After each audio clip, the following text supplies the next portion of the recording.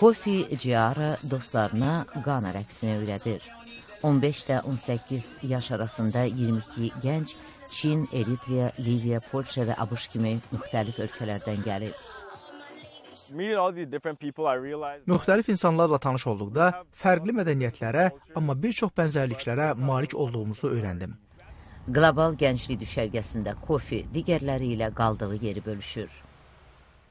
Onlar mənə qardaş kimidir. Birlikdə bir çox işlər görürük. Özümü sanki evdəki kimi hiss edirəm.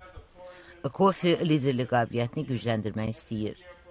Gonzo Okampo valideynləri Perudan olan Amerikalıdır. O, Kofinin təbiətən lider olduğunu deyir. Cavabdehdir, ağır işləyir, işinə məsuldur. Proqram yeniyetmələri əməkdaşlığa, fərqləri qəbul etməyə, habelə digər ölkələrdən olanlarla təmas qurmağa təşviq edir. İncəsənət təlimçisi Tony Santa Ana deyir ki, məqsəd qlobal vətəndaşlıq yaradıb, dünyanı daha yaxşı yerə çevirməkdir. Oyun, incəsənət deyib gülmək, rəqs yolu ilə harmoniya içində dinc bir düşərgə yaratmaq bizim məqsədimizdir. Kofi incəsənət kurslarında bacarığını nümayiş etdirməyə çalışır. Hər gün fərqli iş görürəm. Dizaynların hamısı fərqli və unikal olur. O, həyatında ilk dəfə şeir yazmağa cəhd edir.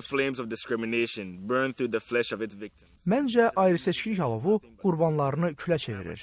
Mən istəmədən və ya qəsdən edilməsindən asılı olmayaraq ayrı-seçkiliyin əleyhinəyəm. Santa Ana'nın dediyinə görə incəsənət dərsləri Kofiyə yeni üfüqlər açır. O, hissiyatları haqda danışmır. Bunu incəsənət yolu ilə edir. Being able to talk about his emotions through art, I think it helped him open up. Kofi yoldaşları ilə bərabər stereotipləri silməyi də öyrənir. Yerli Amerikalılar, hindlilər televiziyada gördüyüm rəngdə deyil. Onlar elə bilirdi ki, mən Afrika geyimlərində gəzirəm. Amma mən qərb sayağı geyinirəm. Çoxları bunu bilmirdi. Kofi burada öyrəndiklərinin həyat dərsi olduğunu və ona daha yaxşı lider olma imkanı yaratdığını deyir. Vaşinqtondan Sevda Əliyeva, Amerikanın səsi.